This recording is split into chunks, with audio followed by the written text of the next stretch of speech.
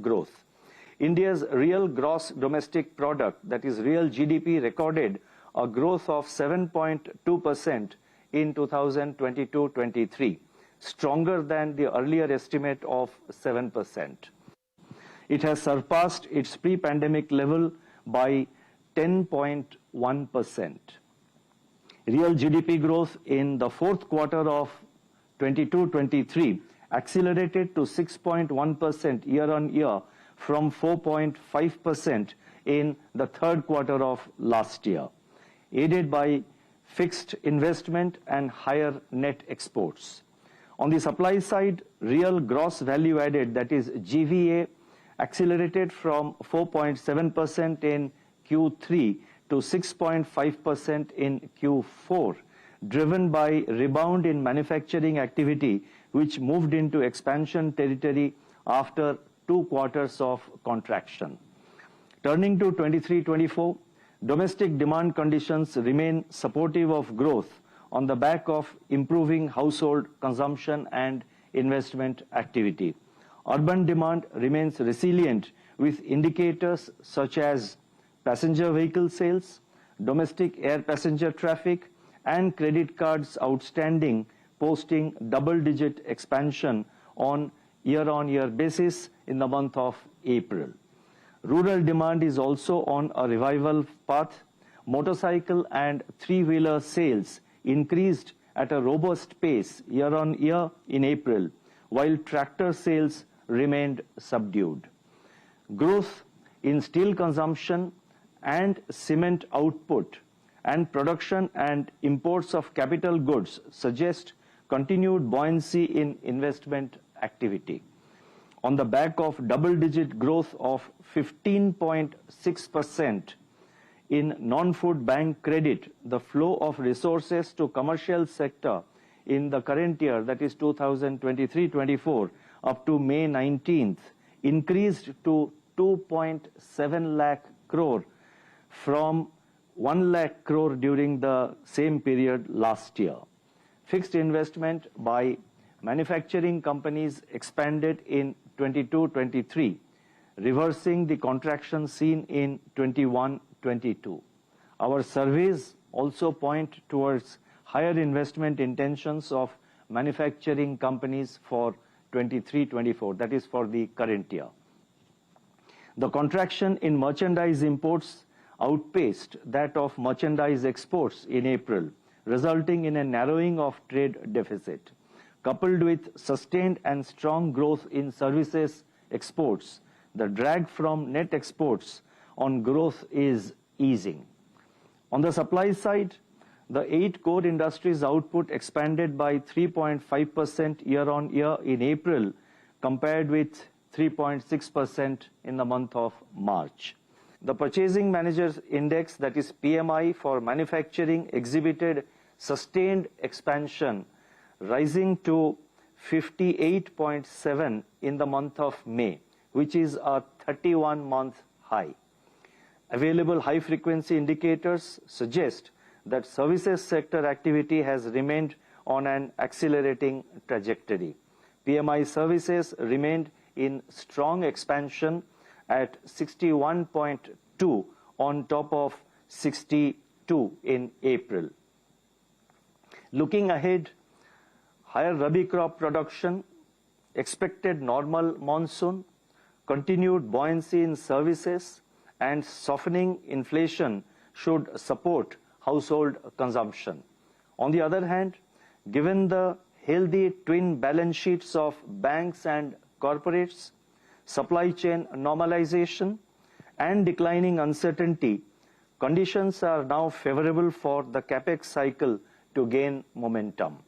Robust government capital expenditure is also expected to nurture investment and manufacturing activity. Consumer and business outlook surveys display continued optimism. The headwinds from weak external demand, volatility in global financial markets, protracted geopolitical tensions, and intensity of El Nino impact, however, pose downside risks to the outlook so far as growth is concerned.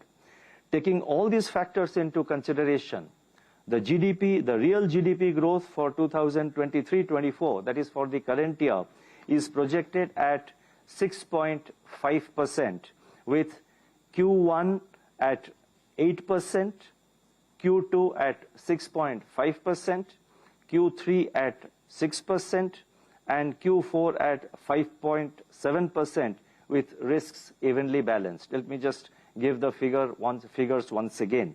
So the GDP growth, real GDP growth projection for the current year 23-24, the projection that we are making is 6.5%, and the quarterly breakup is as follows. The first quarter, the estimate is that it would be 8%, second quarter 6.5%, third quarter 6%, and fourth quarter 5.7%, and the risks are evenly balanced. Let me now turn to inflation. Headline CPI inflation has come down during March-April 2023 to 4.7% in April, the lowest reading since November 2021. Monetary policy tightening and supply-side measures contributed to this process. The easing of inflation was observed across food, fuel, and core, that is the CPI excluding food and fuel categories. That means all categories of headline inflation witnessed easing of the inflation pressures. Food inflation declined to 4.2% in April, while core inflation moderated to 5.1%. A durable disinflation in core component would be critical for a sustained alignment of the headline inflation with the target. Going forward, with the recent Rabi harvest remaining largely immune to adverse weather events, the near-term inflation outlook looks more favorable than at the time of the last MPC meeting in April. The forecast of a normal southwest monsoon by the Indian Meteorological Department, IMD, augurs well for the Kharif crops. Uncertainties, however, remain on the spatial and temporal distribution of monsoon and the interplay between El Nino and the Indian Ocean dipole. Geopolitical tensions, uncertainties around the monsoon and international commodity prices, especially sugar and rice and also crude oil, and the volatility in global financial markets pose upside risks to inflation.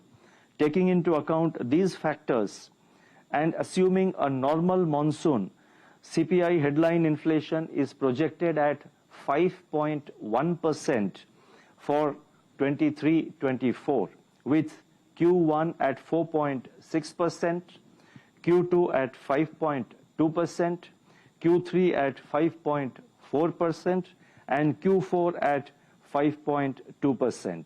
The risks are evenly balanced. As noted in the April statement, the decision to pause was based on the need to assess the cumulative impact of past monetary policy actions while charting out our future course. Subsequent incoming data suggest that while risks to near-term inflation have moderated somewhat, pressures remain during the second half of the year, which needs to be watched and addressed at the appropriate time. According to our survey, inflation expectations of households for 3 months to 1 year ahead horizon have moderated by 60 to 70 basis points since September 2022. This would indicate that anchoring of expectations is underway and that our monetary policy actions are yielding the desired results. This also provides us the space to keep the policy rate unchanged in this meeting of the MPC. At the same time, given the uncertainties, we need to maintain Arjuna's eye on the evolving inflation scenario. Let me re-emphasize that headline inflation still remains above the target, and